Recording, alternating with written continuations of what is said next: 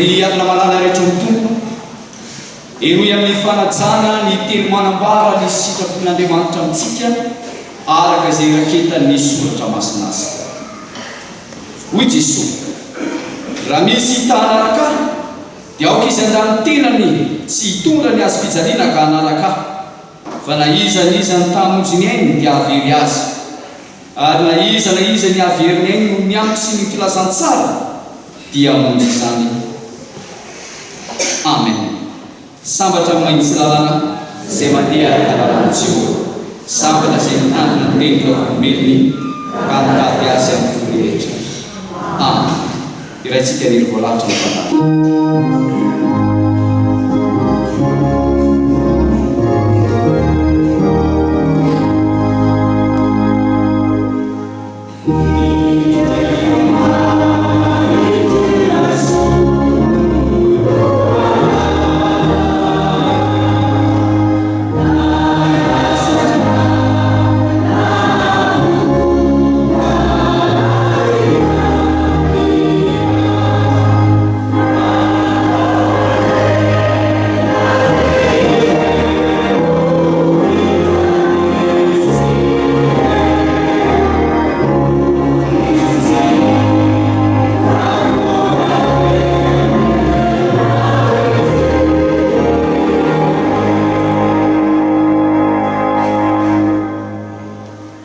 Avina malala tsy nahatanteraka izany sitrapon'Andriamanitra izany sika, fa ny nataontsika dia nanenjika ny mpanompon'Andriamanitra, ny mpitory ny filazantsara, ka netsika hiaiky ny fahotantsika eo anatrehan'Andriamanitra ka hivavaka ao apotsika, hivavaka isika.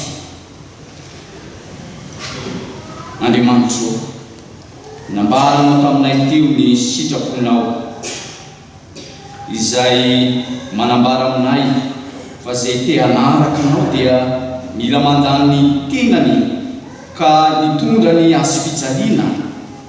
Nefa indrisy Tompo, izahay dia tsy manana fandavatena ny hanaraka anao Jesosy Kristy, fa nanao izay minofona izahay, tsy nahatanteraka ny sitraponao izahay, ary nanenjika ireo irakao izahay, miteny ratsy ireo mpitory filazantsara izahay, naneso ireo izay irainao hitondra ny afa-tsao izahay. Tsy mba nanolo-tena izahay ny andray azy ireo sy hiaino azy ireo, fa ny nanenjika azy, namono azy na amin'ny alalan'ny fihetsika, na amin'ny alalan'ny teny izay mandratra. Andriamanitra, mahatsiaro izahay fa tsy tanteraka, mahatsiaro izay fa tsy natanteraka izany sitraponao izany. Manenina izay Andriamanitra noho ny fahotana izay nataonay teo anatrehanao, ny andranandra eo anatrehanao avokoa izany rehetra izany, ka tsy azo mahiafinina. Ary ny soratra masina dia mampianatra anay fa izay manafina ny fahotana dia tsy mba ho ambinina, tsy azo familany keloka. Koa indreto say Tompo, loharina eto anatrehanao ny tsy fahatanteranay rehetra, ny tsy fahamendrenay rehetra, mendry sy matoky izay. Fa Andriamanitra mihaino vavaka, Andriamanitra mamindra fo ianao ka mihaino mivavaka izay asantatra. Amin'ny anaranao Jesosy Kristy Tomponay no anaovana izany vavaka izany. Amen.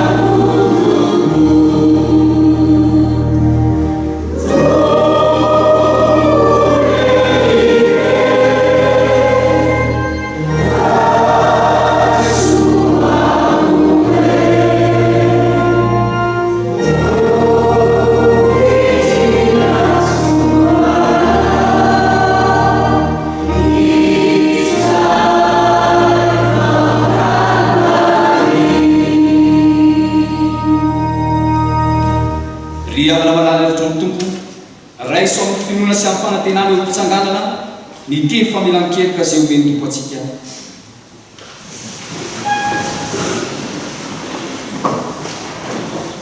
Hoe soratra masina matoky ka tokony akena amin'ny fankasitrahana rehetra izao teny izao. Tonga tetỳ ambony tany Kristy Jesosy hamonjy ny mpanota ary amin'ireny izao ny lohany. Amen. Koambara ary amin'ny anaran'i Jesosy Kristy fa voaverany elokaloha ny anarany masina. Aleluia miderahan'ny tompo. Amen. Sambatra ny olona izay voaverany elony sy voasarany sambatra ny olona izay ary tsy misy teraka ny fanary. Amen.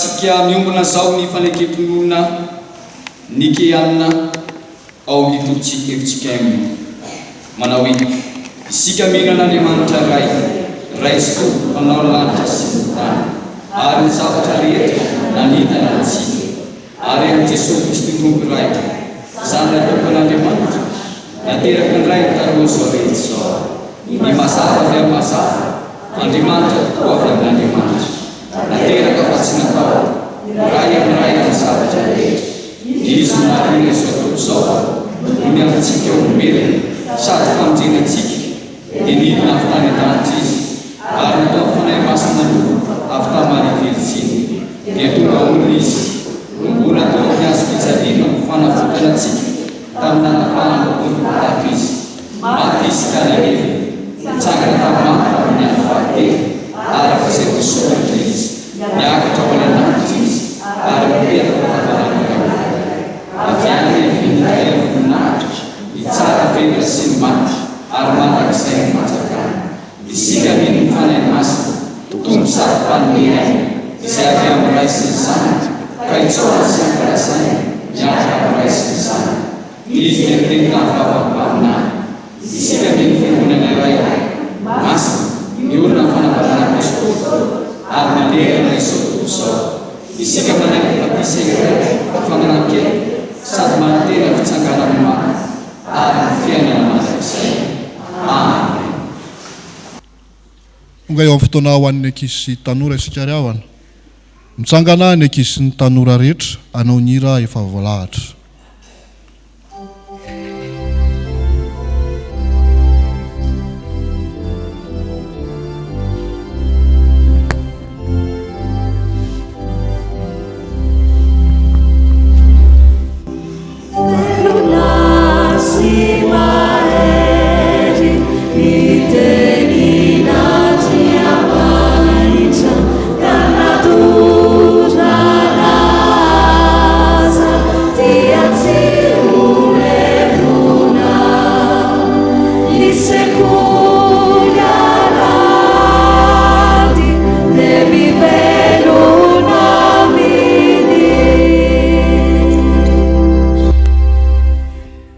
Faly miarabanareo ankizy tanora fa asoavan'ny tompo ane ho aminareo ivavaka isika. Andriamanitra rainay eo misaotra anao zahay nanome fotoana andrenesanay ankizy tanora ny teninao ny fanahy masina ne hampahafantatra anay ny sitraponao amin'ny anaran'i Jesosy. Amen. Baka mipetraka ianareo. Ny tenin'Andriamanitra afatra ho anareo ankizy tanora amin'ity alahady maraina ity dia izay voasoratra ao amin'ny oabolana. Oabolana faharoa amby folo ny andininy faharoa amby roapolo. Oabolana faharoa amby folo ny andininy faharoa amby roapolo. Rehefa hita dia raha antsika mamaky amin'ny anaran'ny tompo izany. Fahavetavetana eo imason'i Jehova ny molotra mandainga, fa izay olona mahatoky no ankasitrahany. Fahavetavetana eo imason'i Jehova ny molotra mandainga, fa izay olona mahatoky no ankasitrahany. Inona ny lohahevitry ny fiangonana FJKM amin'ity volana aogosty ity? Mahatoky amin'ny asany ny mpino. Fa andeha ataontsika izany satria ho anareo ankizy tanora izy dia ataontsika hoe mahatoky amin'ny asany ny ankizy sy tanora. Dia metraka fanontaniana faharoa hoe inona kay ny atao hoe mahatoky? Raha ny oabolana faharoa amby folo ny andininy faharoa amby roapolo ny vakina teo ny jerentsika. Raha io ny jerena dia andeha ataontsika hoe mahatoky dia midika hoe tsy mandainga. Inona hoe tsy mandainga. Dia fanontaniana fahatelo, izy ary nefa nandainga? Roatra mongonongonona fotsiny. Tsarovy fa fahavetavetana eo imason'Andriamanitra ny mandainga. Arak'izay hambarany oabolana faharoa amby folo ny andininy faharoa amby roapolo iarahantsika amin'ny redina amin'ny anaran'ny tompo manao hoe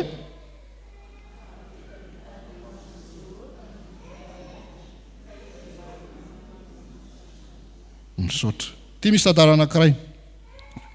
Nisy olona anankiray nilaza fa ho faty ary hitsangana amin'ny andro fahatelo aoriana ny fahafatesany.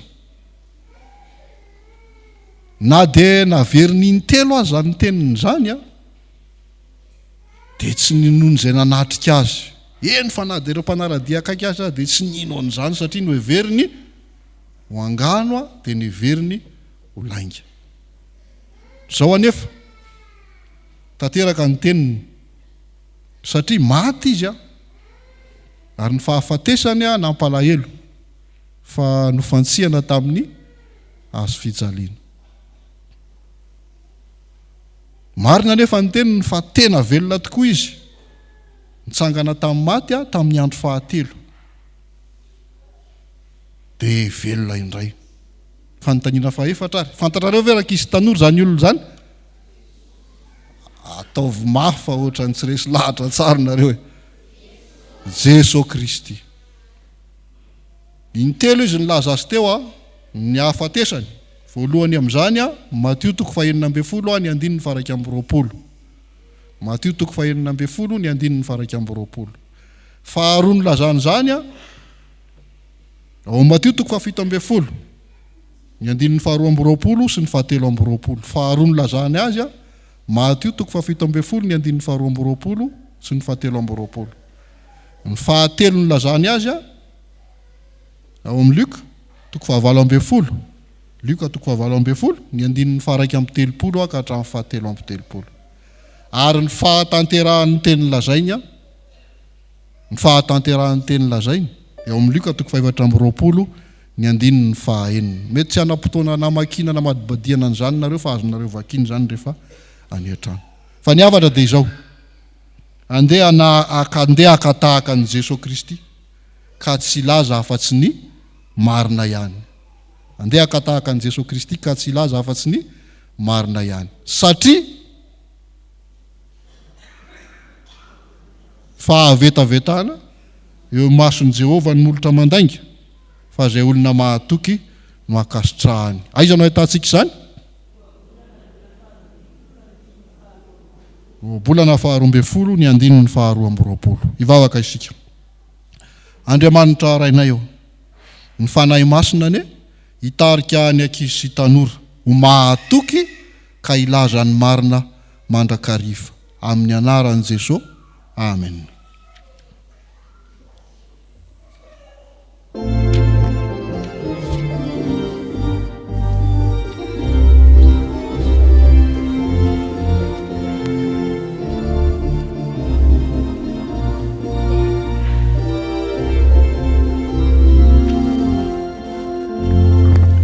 Yeah.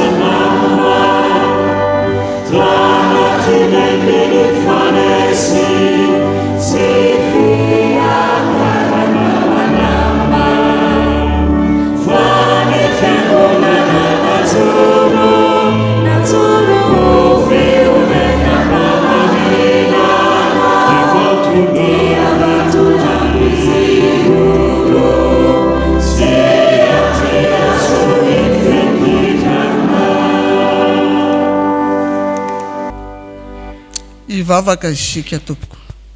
Ry Andriamanitra rainay tsara indrindro, raha hovakiana ny teninao, ny fanahy masina ny amen'ny fo amam-panahany amaky sy iaino izany teninao izany, izay ho fanily ny tongotray sy anazava ny lalanay. Ary ny mpanomponao izay anazava ny teninao aminay avy eo, tompo, tsy laza fa tsy ny votoato ny teninao anie, ary izay kosa ho mpino sy mpanompo ankatoa fa tsy ho mpanadino. Eo voninahitry ny anaranao irery ihany ny asa rehetra ataonay. Amin'ny anaranao Jesosy no anaovana izany vavaka izany. Amen. Iaraka maky sy iaino ny soratra masina isika ao amin'ny fanekena taloha, boky ny Ohabolana.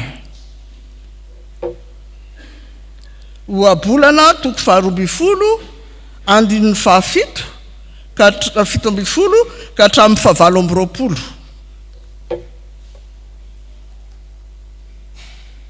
Rehefa hita dia hovakiana amin'ny anaran'ny Tompo.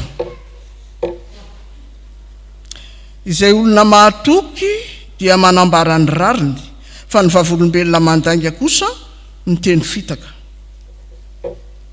Misy mandefalefa teny tsy tsarona ka tonga toy ny fanindron'ny sabatra, fa ny lehilahy marina dia fanasitranana kosa. Ny molotra marina ampitoerina ho mandrakizay, fa ny lehilahy mandainga dia indray mpimasomonja.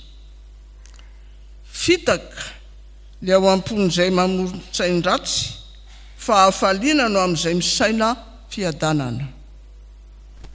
Tsy misy ratsy manjony marina, fa eny-doza ny ratsy fanahy. Fa avetavetana eo mason'i Jehovah ny molotra mandainga, fa izay olona mahatoky no ankasitrahany.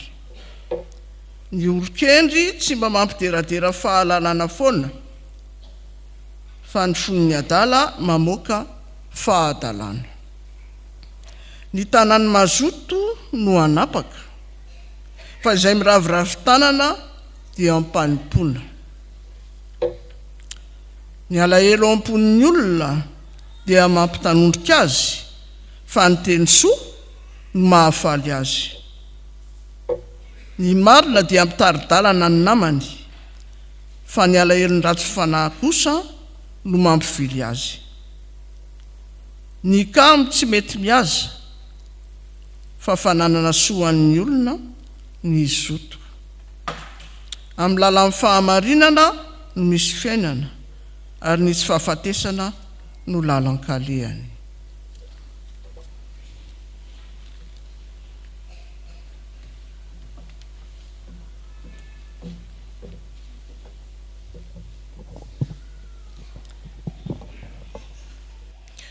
Dia mbola toizantsika ny famakiana ny soratra masina ao amin'ny fanekena vaovao, filazantsara araka ny Lioka. Lioka toko 2:12, andininy 7:70 ka hatramin'ny 2:50. Ary io faranantsika ny famakiana ny soratra masina ao amin'ny epistily voalohany ho an'ny Korintianina. Korintianina voalohany toko 10, andininy 1 ka hatramin'ny 2:20. Rehefa hita dia hovakiana amin'ny anaran'ny Tompo. Loza anareo, fa manao ny rary vatom-pasan'ny mpaminany ianareo, nefa ny razanareo ihany no mamono azy. Dia vavolombelona ianareo ka manaiky ny asan'ny razanareo, fa izy ny namono azy, ary ianareo kosa manao ny rary vatom-pasany.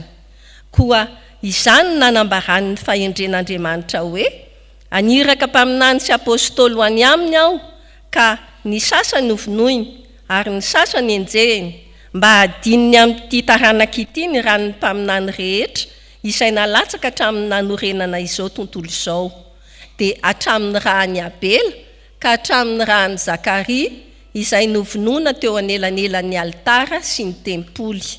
Eny, lazaiko aminareo marina tokoa fa hadinina amin'ity taranaka ity izany.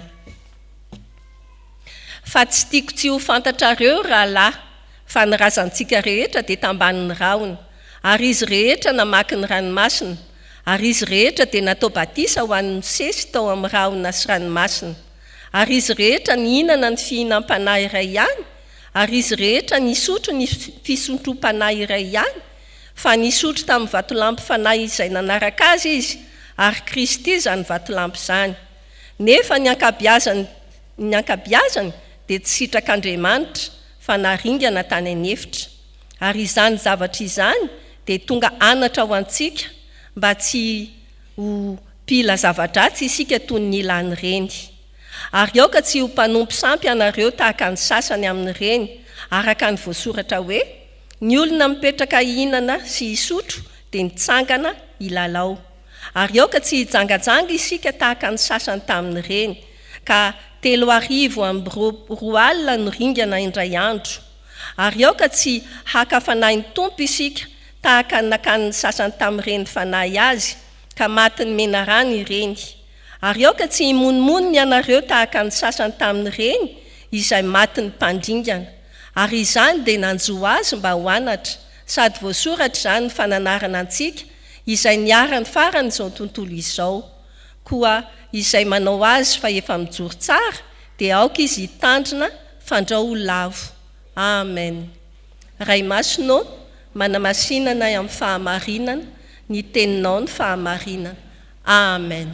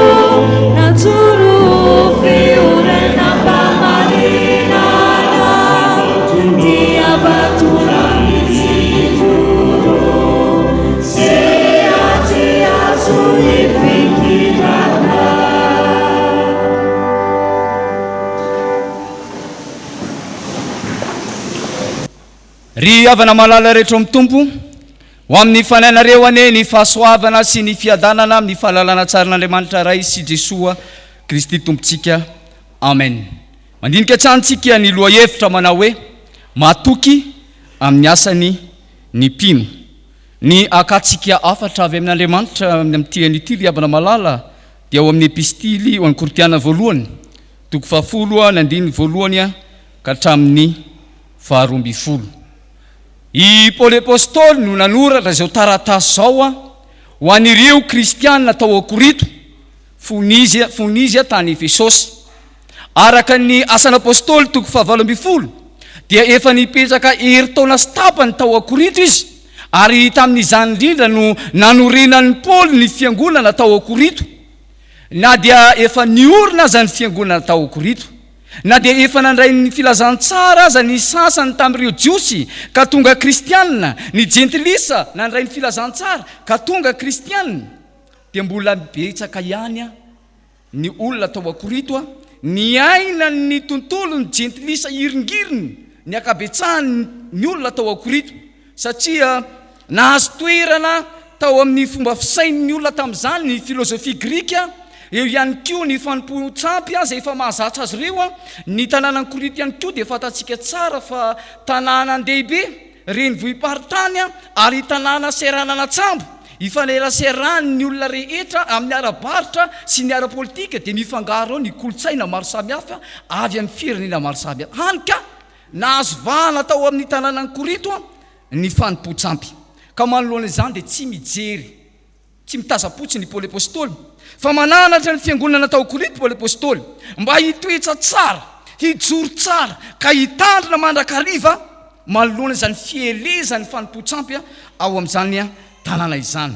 Ny fananarana izay ataon'ny Paoly ho an'ireto kristianina ireto dia amin'ny alalan'ny fampatsiahivan'ny Paoly azy ireo ny tantarany zanak'Israely fonisy tany anefitra ho fampitandremana ho an'ireto kristianina tao Korito reto no nakany Paoly nampiasain'ny Paoly izany tantara zanak'Israely fonizy ireo tany anefitra. Izao ry havana malala no afatra omeny tompo atsika amin'ity anio ity. Miatefa any amin'ny fiangonana Paoly apôstôly ary miatefa amintsika fiangonana koa izao afatra avy amin'Andriamanitra izao. Ry fiangonan'Andriamanitra miorena amin'ny tsara. Ry fiangonan'Andriamanitra miorena tsara amin'ny famondrena. Ry fiangonan'Andriamanitra miorena tsara amin'ny famondrena. Etsika ry havana hifantoka bebebe kokoa eo amin'ny andininy 12 amin'ny anaran'i Jesosy. Koa n'izay efa mijoro tsara, koa izay efa mijoro tsara. Ny dikateny ombona ry havana malala dia milaza izao teny izao. Koa amin'izany izay manao ny tenany ho mijoro tsara, izay manao ny tenany ho mijoro tsara. Rehefa jerena ry havana malala io teny hoe mijoro tsara io araky ny teny fototra dia izao no teny entina ilazany azy. Mijanona tsy mihetsika, tsy azo aongana, tsy azo ozongozonina, tsy azo etsiketsihana, tsy mihontsana na dia mandalo fahoriana aza, tsy mety ketsaka, tsy azo ozongozona ary tsy mivadika amin'Andriamanitra. Izany no entina ilazana izany teny hoe mijoro tsara. Ireo kristianina mahatoky izay efa nandray ny filazantsara dia ampirisiny Paoly mba tsy hivadika amin'Andriamanitra, mba tsy hivadika ny finoana amin'Andriamanitra ary tsy ho azo iozongozonina amin'izany finoana amin'ny Jesosy Kristy izany. Izany hoe tiany Paoly hitoetra ananan'ireo kristianina tao Korito ireo ny ananan'izy ireo toetra mijoro tsara, toetra tsy miova, fa tsy tahaka an'izany no nataon'ireo kristianina, nataon'ireo zanak'Israely fony tany anefitra izy. Na dia efa nasehon'Andriamanitra n'ireo zanak'Israely ireo aza ny famonjeny sy ny fahasoavana, nafahan'Andriamanitra tamin'ny fanandevozana tao Egypta izy ireo, ary nanehoan'Andriamanitra ny asa-pamonjena lehibe izy ireo tamin'ny namakiny ny ranomasina mena, nandihy tany namakivaky ny ranomasina mena ny zanak'Israely. Ary efa tany anefitra izy ireo, Andriamanitra mihitsy no niay azy, namela azy tamin'ny alalan'Andriamanitra ny mana ny papelika fahasoavan-dehibe izany atobak'Andriamanitra amin'reto vahoaka nyreto. Ary asehon'Andriamanitra ihany koa tao anany tamin'ny zanak'Israely ny fomban'Andriamanitra azy tamin'ny alalan'ny andry afy sy ny andry rahona. Izany rehetra izany dia asan'Andriamanitra teo amin'ny zanak'Israely. Na dia teo aza izany asan'Andriamanitra izany, na dia teo aza izany famonjen'Andriamanitra ny zanak'Israely izany, ahafantan'ny zanak'Israely tsara izany, fa mbola nivadika tamin'ny Andriamanitra ihany ny zanak'Israely. Tamin'ny alalan'ny nanompoana izy ireo andriamanikafa, tamin'ny alalan'ny nanompoana izy ireo andriamanikafa. Izany dia toa milaza fa tsy ampy azy ireo ny asa izay nataony Andriamanitra, tsy ampy azy ireo Andriamanitra, ary tsy ampy azy ireo ny hery izay ananan'Andriamanitra ka nahatonga azy ireo nanompo andriamanikafa, mitady hery avy amin'ny andriamanikafa, nefa na dia efa nahita ny famonjen'Andriamanitra azy. Sao raha avana malala voalazan'ny soratra masina ny anaran'i Jesosy. Fa fahasoavana namonjenanareo amin'ny finoana, ary tsy avy aminareo izany, fa fahasoavana avy amin'Andriamanitra. Koa amin'izany ry raha malalako miorina tsara aza miova. Amen. Efisianina toko 2 ny andininy 9, epistilo amin'ny Koritiana voalohany toko 5 ny andininy 7 tapany 1. Lay Andriamanitra izay vavantsika ry havana malala, tian'Andriamanitra iainy atsika izany famonjena izay efa nataony ho an'izao tontolo izao. Andriamanitra mahatoky izy ary tsy mivadika amin'ny asa izay nataony, ary tsy manenda amin'ny asa izay nataony. Tanteraka tao amin'ny Jesosy Kristy izany famonjen'Andriamanitra izany. Jesosy Kristy no ilay vato lampy fahorenana ny finoana. Jesosy Kristy no fahasoavan'Andriamanitra, namelomana Andriamanitra atsika. Ry havana malala rehetra ao amin'ny tompo. Hitodika amintsika izao tenin'Andriamanitra izao. Asain'Andriamanitra isika hitodika ny lasa izay nanehoan'Andriamanitra famonjena teo amin'ny fiainantsika. Dinio ny asa izay nataon'Andriamanitra teo amin'ny fiainanao, ny tantanan'Andriamanitra ny fiainanao. Ny tokony ataontsika dia izao: mifikitra amin'izany famonjen'Andriamanitra izany, mifikitra amin'izany famonjena izay nataon'i Jesosy Kristy izany, ampo atsika ny famonjen'Andriamanitra. Ireo fiangonana voalohany moa dia nilazan'izany zany tsy misy famonjena ivelan'ny fiangonana, fa ny tsiny ny ray fiangonana zany dia tsy misy famonjena ivelan'i Jesosy Kristy. Aza mitady famonjena ivelan'i Jesosy Kristy. Matokia ny hery izay ananan'i Jesosy Kristy. Fa zany ange mahatonga an'ireo zanak'Israely ireo izay nakafanan'i Jehovah Andriamanitra tany Amasy. Ny monimony izy ireo nangataka maty ny etaety izahay, nisorona tany Egypta ve izahay, noentina aty anefitra ve izahay ho maty ny etaety aty. Ny monimona tamin'i Mosesy, ary rehefa nomen'Andriamanitra rano, dia inona ny valiten'ireo zanak'Israely? Moa ve eto amintsika Andriamanitra? Izany ange ry havana malala toa teny elo eo ambavan'ny kristianina matetika. Rehefa sendra ao anatin'ny fahoriana sy ny ady sarotra fizany toetra izy, dia samy laza mihitsy hoe moa misy tokoa ve izao Andriamanitra izao. Nefa dia am-piangonana izy manao inona? Mino an'Andriamanitra, raitsy tompo anao ny lanitra sy ny tany aho. Ato am-piangonana izy manaiky an'i Jesosy Kristy, manaiky fisian'Andriamanitra. Fa rehefa inivon'ny fiarahamonina izy, tsy sa izy mijoro fa volombelo izany famonjena izay nataon'i Jesosy Kristy izany. Ry havana malala, ampo anao ny fahasoavan'ny tompo, ampo anao ny namonjen'Andriamanitra, ary tsy miverina fa indray mandeha tsy miverina izany famonjena izay nataon'Andriamanitra izany. Ny atakin'ny tompo amintsika dia izao: mifikira, miorina tsara amin'izany finoanan'i Jesosy Kristy izany. Aza mety hozongozony ny fampianaran-diso, ny fielezan'ny karazana fivavahana izay manely ny fampianaran-diso amin'ny vanim-potoana izay ankehitriny. Aza miorina amin'izany, fa miorina tsara amin'izay nampianarina anao, miorina tsara amin'izay efa nampiorinina anao, dia amin'ny finoanan'i Jesosy Kristy, ilay vatolampy, ilay tsy miova, ilay tsy mba mamitaka. Ry havana malala, misy tanora anankiray tao anatin'ny sampana tanora kristianina tao izy. Anisan'ny nafanafota amin'izany hoe fanompoana an'Andriamanitra izany, ary nandray fahasoavana. Efa mpandray fanasan'ny tompo izy, ary efa mpitoroteny izy. Tao anatin'ny sampana tanora kristianina no misy azy. Indray mandeha nisy fifamaliana teo aminy sy ilay filohan'ny sampana, ary nitenen'ilay filohan'ny sampana teo amasiny tikambana izy, ary menatra izy sady teso hoe za tsy hivavaka tsony aho, za ve mba teneniteneny eo amasiny olona, tsy hivavaka tsony aho.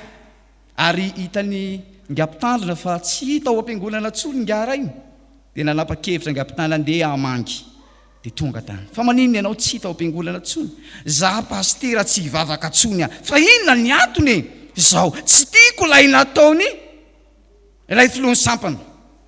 Izy mba miteniteny aho, nefa izy koa ary manao zavatra tsy araka ny sitrao. Hitako any izy fa mampirafy, nefa za mba teniteneniny, za mba hanarinariny, tsy hitany ilay sombokazo eo amasiny fa ny ano alaina. Dia hoe: paster, zany ve no mahatonga anao tsy hivavaka tsony? Tsy ho any am-piangonana tsony? Sao ary, afaka tsy makany am-piangonana tsony ianao. Raha vitanao ty zava-pananaoviko anao ty, afaka tsy makany tsony ianao. Fa inona zany paster? Sao hoe: ty misy vera, fenoko rano ty vera ity a, dia asaiko ianao miodina impito ny fiangonana, aza misy asiana very mihitsy ny rano ao anatin'ity vera ity. Inona ny antony zany paster? Zao fotsiny, ataovy izay asaiko ataonao. Rehefa vitako izay dia tsy ao am-piangonana tsony a, afaka tsy makany tsony ianao. Tenanao ngarainy: ndray, roa, telo, ka manodidiny fiangonana misy trano tahaka ny antsika izao. Dia ny kristianina efa elaela tsy nahita ngarainy, dia ny arahaba hoe: manahoana anao rakofa? Dia rakoto sady mamaly an'ilay arahaba no mitandrina an'ilay rano tsy sa mijery an'ilay olona akory, fa mitandrina an'ilay rano mba tsy hisy ho very, mba tsy ho tafitony izy. Sady manahoana e? Nandeha ny fahafito, tonga izy: vita paster, vita, tsisy very, tena tsisy very, notandremako tsara. Fa inona ny antony zany paster? Izao ny antony nampanaoviko anao aliny. Ity vera sy asiana rano ty a, dia omena toerany Jesosy Kristy. Ary ianao rehefa manompo an Jesosy tsy mahazo mijerany izaniza ianao, tsy mahazo mijerany hafa ianao, tsy mahazo mijerany rabe ianao, fa Jesosy Kristy no mpanjininao. Mifantoka amin'ny Jesosy Kristy ianao, miorona amin'ny Jesosy Kristy ianao. Dia hoy pastera, ka hoana? Hiala anao sa tsy hiala? Tsy hiala pastera. Izany ny tokony ataon'ny kristianina. Tsy mahazo mijerany rakoa, tsy mahazo mijerany rabe, fa Jesosy no mpanjinina, Jesosy ny orenana, Jesosy no tadiavina ty am-piangonana. Ry havana malala, miorena tsara amin'izany famonjena izay nataon'Andriamanitra izany. Todio ny lasanao ary jerevy sy fantaro ireo asa-pamonjena izay nataon'Andriamanitra anao. Nanafahan'Andriamanitra anao tao amin'ny fanandevozany ny ota, ka nanomezana ianao, nananganana anao ho zanak'Andriamanitra ho mpandova ny lanitra. Nambara tamintsika tao ry havana ny afatra voalohany amin'izao tenin'Andriamanitra izao dia izao: ry fiangonan'Andriamanitra miorena tsara amin'ny famonjena. Ny faharoa afatra avy amin'Andriamanitra ry havana ho antsika manao hoe: ry fiangonan'Andriamanitra mitandrema saolavo. Ry fiangonan'Andriamanitra mitandrema saolavo. Manomboka eo amin'ny andininy faharoa ambin'ny folo ihany ny fatoantsika ary tapany faharoa. Ny anaran'i Jesosy dia aoka izy hitandrina fandrao ho lavo. Dia aoka izy hitandrina fandrao ho lavo. Ny dika teny ombonina dia milaza azy hoe: koa amin'izany izay manao ny tena no mijoro tsara dia aoka izy hitandrina sao lavo. Rehefa jerena ry havana malala ny teny grika, ny teny fotra, ilay teny hoe hitandrina sao lavo io, le hoe hitandrina dia izao no lazainy azy: jereo tsara, dinio tsara, fantaro tsara, mahaiza manavaka sy mamantatra ny sitrapon'Andriamanitra. Hoe mila manana esprit de discernement ireto kristianina ireto, mamantatra tsara, miala amin'ny fatokisa-tena sao efa tafalatsaka ao anatin'izany fanompo-tsampy izany. Jereo tsara, dinio tsara, fakafakao tsara, mahaiza manavaka tsara ny sitrapon'Andriamanitra sao efa tafalatsaka ao anatin'izany fanompo-tsampy sy fanameloana n'Andriamanitra izany. Ampianarin'ny Paoly hakalesona tamin'ny lasany zanak'Israely ireto kristianina tao Korinto reto. Ny lesona ampianarin'ny Paoly azy dia izao: tsy hopila zava-dratsy, tsy hopila zava-dratsy tamin'ny alalan'ny fanompon'izy ireo sampy, tamin'ny alalan'ny fimonomononany any Mosesy ny mpanompon'Andriamanitra, tamin'ny alalan'ny nakan'izy ireo ny fanahiny Jehovah Andriamanitra, tamin'ny alalan'ny fitsangatsangana izay nataon'izy ireo. Izany no ampitandrema ny Paoly apôstôly an'ireto kristianina reto. Ndra ho lavo amin'izany izy, ndra tao sao dia tafalatsaka ao anatin'izany fanompo-tsampy sy fimonomonomana ny mpanompon'Andriamanitra izany ny kristianina tao Korinto. Sao ry havana malala no voalazan'ny soratra masina, ny anaran'i Jesosy: kanefa mitandrema tsara mba hanaraka ny didiny sy lalàny izay didiny Mosesy ny mpanompony Jehovah anareo, hitiavanareo an'i Jehovah Andriamanitra sy handehananareo amin'ny lalany rehetra, sy hitandremanareo ny didiny sy hifikiranareo aminy, ary hanomponareo azy amin'ny fonareo rehetra sy ny fanahinareo rehetra. Amen. Josoa toko faharoa ny andininy fahadimy. Andriamanitra izay vavantsika ry havana malady, Andriamanitra saro-piaro izy, Andriamanitra mankahala ny fanompo-tsampy izy, Andriamanitra manome ny didiny izy mba ahafahan'ny olona manompo azo ankahalalana, mahatonga ny olona hifantoka amin'ny fanompona an'Andriamanitra. Tanteraka tao amin'i Jesosy Kristy izany didin'Andriamanitra izany. Jesosy Kristy no sitrapon'Andriamanitra. Tanteraka teo amin'izany. Izy ny fahatanterahany didy, Jesosy Kristy ny fahatanterahany lalàn'Andriamanitra rehetra, ary faratampony amin'izany lalàn'Andriamanitra. Tao amin'i Jesosy ny fahatanterahana izany rehetra izany. Ry havana malala rehetra amin'ny tompo, isika fiangonana ihany koa dia ampitandremin'Andriamanitra sao mbola tafalatsaka ao anatin'izany endrika fanompo-tsampy izany. Ireo zanak'Israely ireo izay efa nafahan'Andriamanitra, izay efa nanehoan'Andriamanitra ny heriny, nefa dia mbola mandan'Andriamanitra ihany.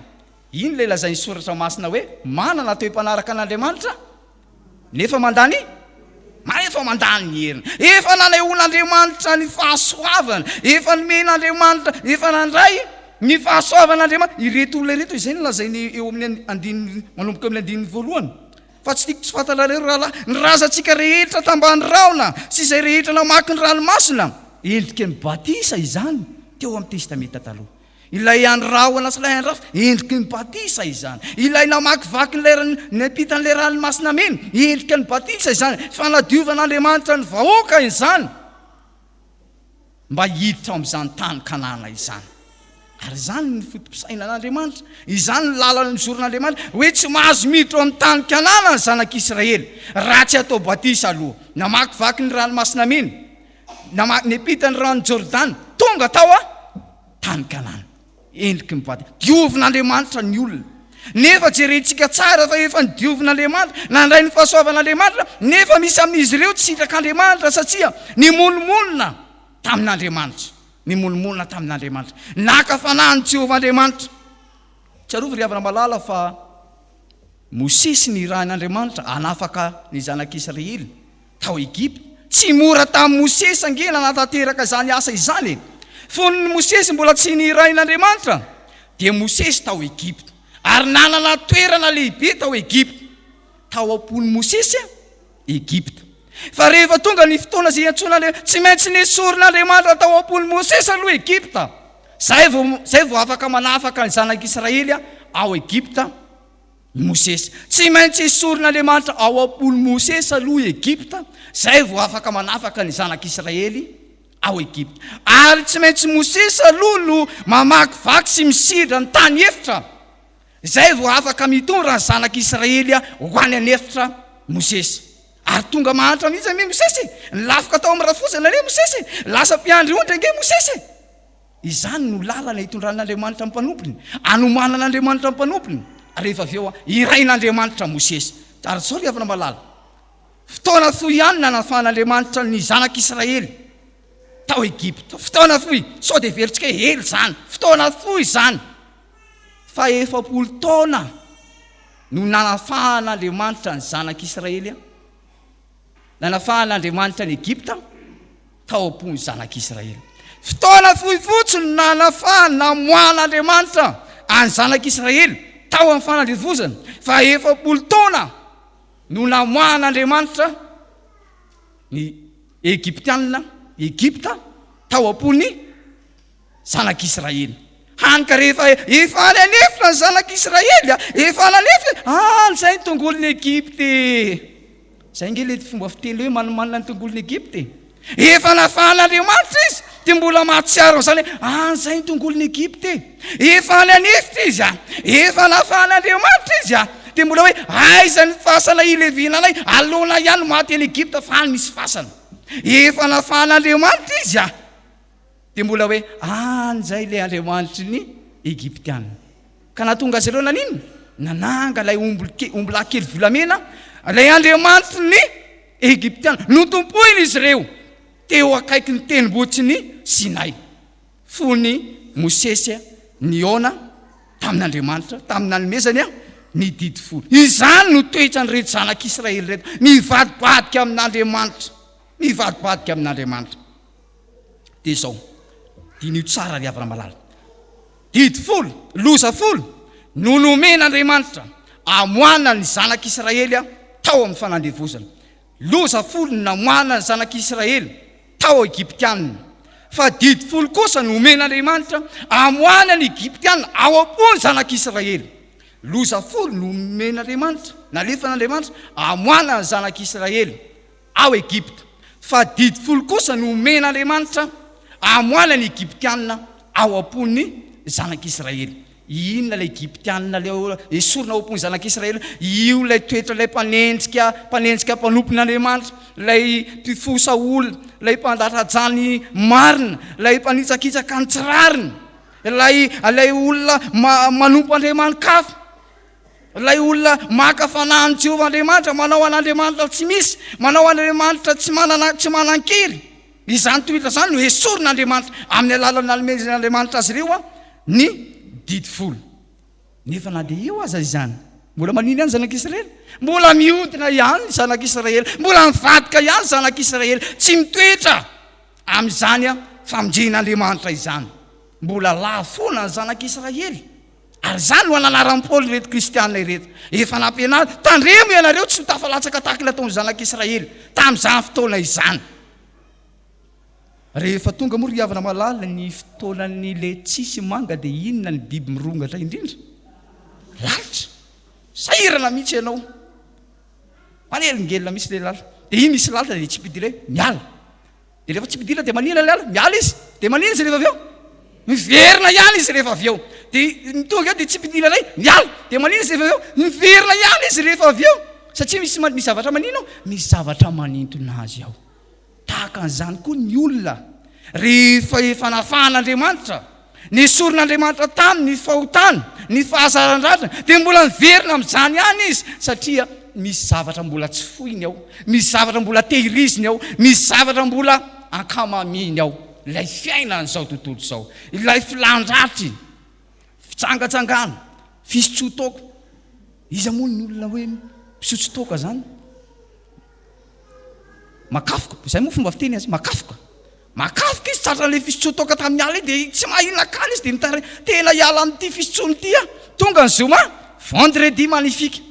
Ary rehefa tena jerena tsy magnifique io fa vendredi satanika, satria filan'izao tontolo izao no ataony ao anatin'izany rehetrarehetra izany. Mbola akamaminy zany, mbola tiany zany, fa ry ny olona efa nafahan'Andriamanitra dia mandahy sy miala amin'izany endrika fanompo-tsampy zay tsy araka ny sitrapon'Andriamanitra izany. Ry havana malala rehetra amin'ny tompo, isika rehetra izay mandray izao tenin'Andriamanitra izao, tadidio fa olona efa nafahan'Andriamanitra ianao, olona efa nidiovin'Andriamanitra ianao, olona efa nomen'Andriamanitra fahasoavany ianao tamin'ny alalan'ny fanahy masina izay fanomezana sarobidi indrindra. Tomoera tsara amin'izany ianao, tomoera tsara amin'ny nanafahan'i Kristy ianao, fa aza miverina amin'ny rendrarendra n'izao tontolo izao intsony. Anio moa ry havana malala dia alahady natokany foibe FJKM hitondranam-bavaka ny komity ny fandroenana Tsangabato martiora, tsy arovana amin'izany ireo martiora malagasy zay nijoro ny finoana tamin'ny Jesosy Kristy ka nahafahany nanolotra ny aina dia efa eo ambavahady ny fahafatesa tsy nivadika tamin'ny finoanan'Andriamanitra mihitsy izy, na dia tonga aza ny fotoana namonoana azy ireo. Ary tadidio ry havana malala fa isika ihany koa ny tenenan'ny Jesosy ao amin'ny Lioka 4:20 hoe sao dia mieritreritry isika jiosy ihany, ny jiosy tamin'izany fotoana izany namono ny mpaminany, namono ny mpisorona, namono ny eo irak'Andriamanitra, izany nataony, fa isika ihany koa voateny ao anatin'izany. Razantsika nandefina ny rahasalama teny, razan'izy, razantsika malagasy ihany nandefina ny rahasalama ary nanidina azy tany ambony ampamarinana. Izany mpanompon'Andriamanitra izany. Isika ihany koa dia ohatrany tahaka ny tenen'i Jesosy, ianareo koa mba namany mankasitraka an'izany, mody milaza, mody miteny ianareo, mody manao ny rarivatim-pasana ny mpaminany ianareo fa ny razanareo ihany namono azy. Isika koa mila mandiny tena ao anatin'izany, nahafaty an'ny rahasalama sy ireo mpino an'i Jesosy Kristy, nijoroan'ny rahasalama tamin'ny finoana an'i Jesosy Kristy, na hatramin'ny fahafatesana azy tsy nivady. Olona tahaka an'izany no tadiavin'ny Tompo amin'ny fanarahana azy, tsy mivadika amin'ny finoana an'i Jesosy Kristy. Mpanompo mahatoky, miazony amin'ny teny nomeny sy mahatateraka zay lazainy ary mahatateraka zay andrasan'ny Tompo aminy. Fa raha ry havana izao tenin'Andriamanitra izao no afatra rameny Tompo atsika tamin'ity anio ty. Ry fiangonan'Andriamanitra miorena tsara amin'ny famonjen'Andriamanitra izay namonjena antsika. Todio ny lasanao, namonjen'Andriamanitra anao, ny tantanan'Andriamanitra anao, nanehoan'Andriamanitra anao, ny heriny sy ny falibeazany, miorena tsara amin'izany ianao. Ry fiangonan'Andriamanitra mitandrema sao lafo, fantaro tsara, fakafakao tsara, dinio tsara, sao tafalatsaka ao anatin'ny fanompo-tsampy ianao, sao tsy Andriamanitra tsony ny vavahanao fa ny telefonanao, ny vadinao, ny asam-pivelomanao, ka nafohinao ny fanomponan'Andriamanitra fa lozanao manao zavatra hafa. Ho an'Andriamanitra rely ny voninahitra fa ny tenin'Andriamanitra hitoera-petraka ho anatsika. Amen. Dia ry havana hivavaka isika, Andriamanitra misaotra ny amin'ny teny izay nomenao anay tamin'ity anio ity. Andriamanitra tsara ianao ary mpanao tsara ary tianao izahay hitoetra ao anatin'izany fahatsaranao izany. Ka mananatra anay mandrakariva ianao amin'ny alalan'ny teninao mba ahatonga anay ho mpanompo mahatoky na hatramin'ny fahafatesana ary nampianarinao teo izay Andriamanitra. Iorenanay tsara amin'izany famindrenao izany. Efa samy nanehoanao ny herinao, ny fahalebiazanao, ny tsirairay avy ny fiangonana. Ary mampitandrina anay koa ianao Andriamanitra mba hitandremanay tsara, masao lavo, sao tafalatsaka ao anatin'ny fanompoantsampy sy ny endrika fanomezantsiny anao Andriamanitra sy ireo irakao. Avy nandray izany teninao izany izay Andriamanitra, dia voniny izahay ankehitriny ary manaiky ny andray izany anatra ao izany, ka tsy hitady famonjena hafa ivelanao Jesosy Kristy izahay. Iorina sy hamaka tsara amin'ny finoanao Jesosy Kristy izahay. Anaiky izay ho mpanompo matoky, tsy anaiky hozongozonina amin'ny finoana izay efa niorenanay. Ary ho lavinay, tsy hankasitrahanay ny endrika fanompoantsampy ny amin'ny lafiny manahoana izany na manahoana. Satria ny hanompo anao Andriamanitra no sitrakay. Tompo, izany teny izay nambaranao taminay izany tamin'ity anio ty. Inga ny Tompo izany teny izany hitoetra ato anatinay, atsiarovanay, fa ianao efa nanavitra anay ianao ary efa namonjy anay ianao. Ireto vahoakanao izay avy nandray izany teny izany, akasika azy ireo izany teny izany, ka ahafahana izy ireo manova ny fomba fitondran-tena ho araka anao sitrapolao Andriamanitra. Izany tokoa no sitrakao. Tompo rainay izay ny an-danitro, reto ny fiangonana miompoa mampanahy manandratra zao vavaka fangatahana izao. Mivavaka izay Andriamanitra ny amin'ny Fihaonam-ben'ny Dorcas tanterahana ny Fianaratsoa. Misaotra anao izay ny tantanao dian'ireo mpanomponao ka afaka nanatanteraka izany fihaonam-be izany. Ary mamarana izy ireo amin'ity anio ity, hitoditoiverina any amin'ny toerana izay misy azy ny tsirairay avy. Ianao ny Tompony loha lalana sy vody lalana hitarika azy ireo, tonga soamantsara arova amin'ny ratsy rehetra, ka hifankahita-pifaliana amin'ny fianakavin'ny finoana indray. Petraka ampelantanao koa Andriamanitra ny sampana rehetra izay mbola manatanteraka izany zaika be izany sy fihaonam-be izany. Ianao ny nomba sy ampahery azy ireo amin'ny adidy sy andraikitra izay efa napetraka ao aminy. Vavaka izay Andriamanitra any fianakavin'ny finoana, eo ireo fianakavin'ny finoana izay miara-miombona aminay eto tra-pahoriana, andalo ny fahoriana teo amin'ny fiainan'izy ireo. Amaha-olombelona mafy tokoa izany efa matoky izay fa ianao Andriamanitra, ilay Andriamanitra fampiononana no ampahery azy, omba azy mandrakariva ary ampitsaka azy, ampiorina azy amin'ny finoananao Jesosy Kristy. Mivavaka izay Andriamanitra ireo izay mandalo ny tsy fahasalamana, ny tananao mahery hikasika azy, anome azy ireo fahasalamana na ara-batana rahatsaina na ara-panahy na ny manatriketo na ny any amin'ny toeram-pahasalamana. Ianao ny Tompo hikasika azy ireo, anome azy fahasalamana.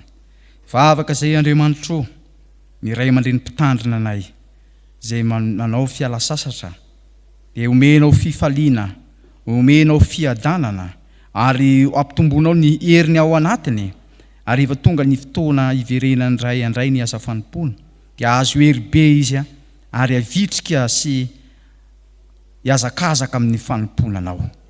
Andriamanitra, reto ny mpanomponao izay avy nandray izany tenao izany, very eo anivon'ny fiarahamonina, eo anivon'ny ankohonana, satria atao am-piangonana dia atao andraisana toromarika, andraisana hery, fa eny anivon'ny fiarahamonina manomboka ny fanompom-pivavahana. Dia ianao ny Tompo ampahery azy ireo amin'ny fitoriana, ny filazantsara, ny fijoroana vavolombelona izay tanterahana izy ireo. Mivavaka izay Andriamanitra ny asa fivelomany tsirairay avy, ianao no anome azy tanjaka ary anome azy fahazotoana amin'ny fanatanterahana izany asa izany. Tsiarom-bavaka manokana koa izahay ho an'ireo eo am-pitadiavana asa, sarotra tokoa ny fitadiavana asa eto an-drenivohitra, le efa matoky izay fa efa manomana ny tsara lavitra ho an'ireo mpanomponao ireo ianao. Mivavaka izay ho an'ny komity ny fandrenan-tsangambato martiora, ireo mpanomponao zay miandraikitra ao anatin'izany. Ianao tompo no ampahery azy anome azy fahendrena amin'ny fanatanterahany andraikitra masina zay efa napetraka ao aminy. Ka menao saina iray sy vavy iray ny tompony andraikitra rehetra manana fiombonana amin'ny fikatrahana ny sitraponao Andriamanitra. Tompo maro ny tiany angatana fa ianao efa mahafantatra zay tsara ho anay. Akambanay ary tompo izany vavaka izany. Amin'ny vavaka nampianarina ho anay manao hoe raha inay izay any an-danitra ho masina ny anaranao ho tonga ny fanjakana atao any sitraponao ny tia-tany tahaka ny an-danitra meo anay ny anna sahazo ary mamelany ny lokay tahaka namelana izy melika taminay ary izay mitondra nay amin'ny fakapanahy manafahana amin'ny ratsy anao ny fanjakana sy ny hira ary ny voninahitra mandrakizay. Amen. Jesosy Tompo, misaotra anao izahay fa tanteraka teto ny asanao tamin'ity anio ity. Nasehonao ny herinao, ny fahefanao ary nomenao anireto mpanomponao reto izany tamin'ny fanatanterahana ny asanao. Ndreo ny vahoakanao zay afina indray ny asa sy fampahirezana tamin'ity anio ity. Ahery tokoa izy ary ahazo aina vaovao satria efa tafaray aminao Jesosy Kristy. Ny asan'ilay ratsy zay efa nididina sy nyroana tamin'ny anaran'i Jesosy Kristy tsy anakery tsy anapahefana fa efa nididina any amin'ny fandrehetrafo, any anjara toeran'ny devoly sy ny miaramilany, ka tsy amalifaty na amin'ny reto mpanomponao zay nandroka ny asany maizina na amin'ireo vahoakanao zay nantanterahana izany na amin'ny ankohonana fa efa fatorana any amin'ny farinretrafo anjara toeran'ilay ratsy. Amin'ny anaranao Jesosy Tomponay no anaovana izany vavaka izany. Amen. Izao ary riavana no afatra omeny tompo atsika zay avy nandray ny asa sy fampirizana tamin'tia anio ity amin'ny anaran'i Jesosy. Ho amin'ny fahafanana nafahan'i Kristy anareo ka tomoera tsara aza mety ho azony zoka fandivozana intsony, miorina tsara, aza miova ary mahefabe mandrakariva amin'ny asan'ny Tompo satria fantatrareo fa tsy foana tsy akory ny fikelezanareo aina ao amin'ny Tompo. Amen. Iraitsika ny hira voalahatra.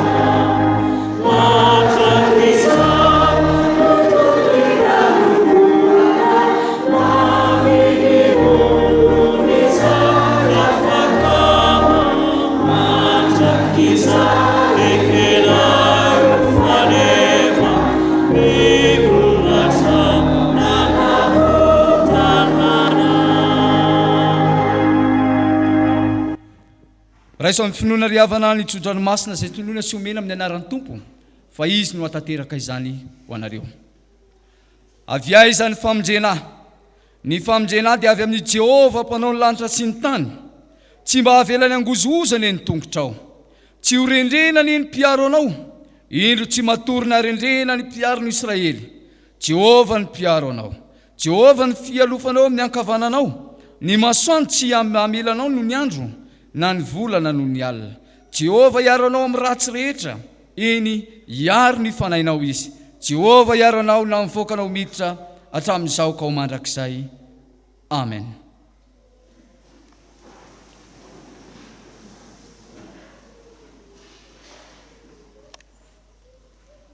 Man'Andriamanitra irery ny voninahitra amin'ny anaran'ny Ray sy ny Zanaka ary ny fanahy masina. Amen.